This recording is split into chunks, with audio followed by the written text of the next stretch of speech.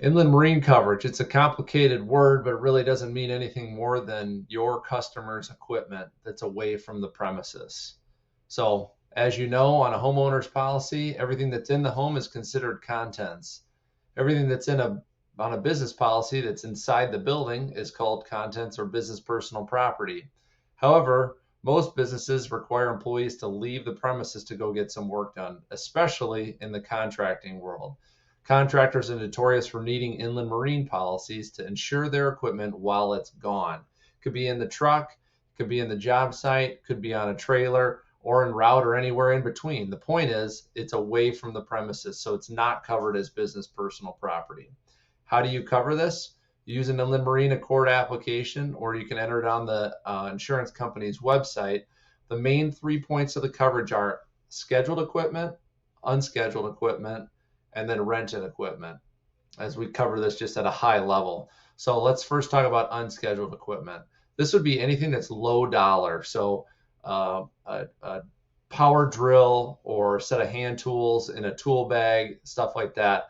It can accumulate a lot, or any like a plumber in the back of his van, if he's got all sorts of parts and inventory and fittings and water heaters and tools all in there, and his batteries.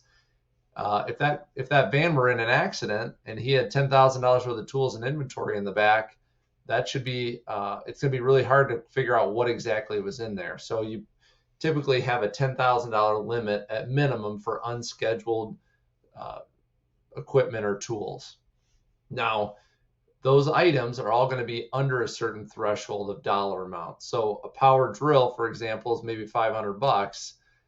You're not going to schedule power drill bought in 2012 on like an Excel file if you're the business owner. You're just going to buy it and let your employees use it, right? Or however many elbow fittings he's got in that van. But if the van was in a total loss or somebody broke into the back and stole everything out of it, he's got to have some coverage for unscheduled equipment. So that's what I would put on my Accord form: $10,000 unscheduled equipment. If one van gets broken into, you've got coverage for that. Now, what if he's got a pipe threading machine, or he's got a trenching machine or something like that in the back of the van or on a trailer? A piece of equipment that's greater than $2,500 in value, you're going to schedule it as a scheduled item.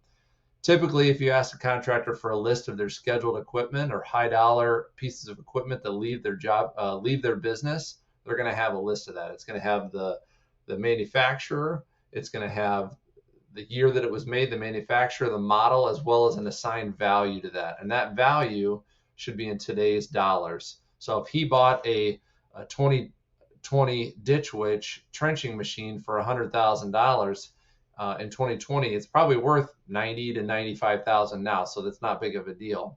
You can put it at 95 or 100,000 in terms of scheduled value.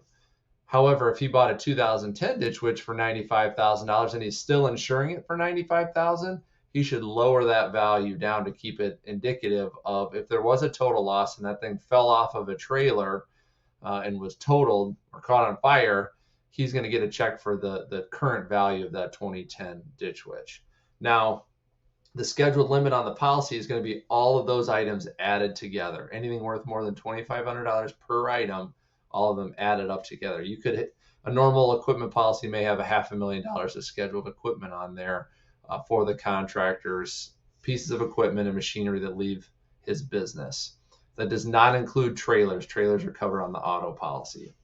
The last thing I want to talk about in this high level inland marine part is rented equipment.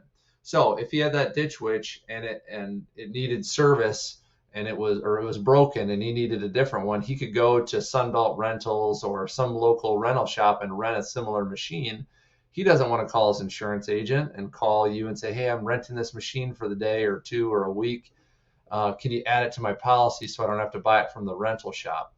No, you can actually have a scheduled limit of insurance for rented equipment on his policy year round. So no matter what he rents, he's insured to a minimum amount of coverage. Typically, you can put 25 grand, 50 grand, 100 grand, 250,000 are the increments you can put for rented equipment on an inland marine policy. Hope that helps.